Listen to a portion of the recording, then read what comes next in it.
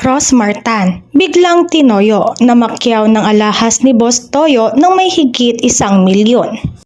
Bumisita si Rosmar Tan sa shop ni Boss Toyo matapos ang kanyang pag-guest sa Eat Bulaga. Ayon sa kanya, ibinigay lang din ni Rosmar ang napalalunan niya sa mga audience doon. Agad namang humanga si Boss Toyo at asawa nito sa sobrang bait ni Rosmar. Biniro naman ito ng asawa ni Boss Toyo at agad binigyan ng 1,000. Samantala, nagpunta si Rosmar kay Boss Toyo upang mamili ng ilalagay niyang design sa kanyang resort. Kalaunan, biglang naisip na lang ni Rosmar na bumili na rin ng mga alahas ni Boss Toyo.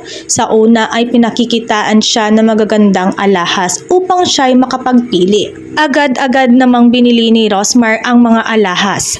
Umabot sa mahigit 1 milyon ang kanyang nabiling alahas kay Boss Toyo at agad itong binayaran ni Rosmar.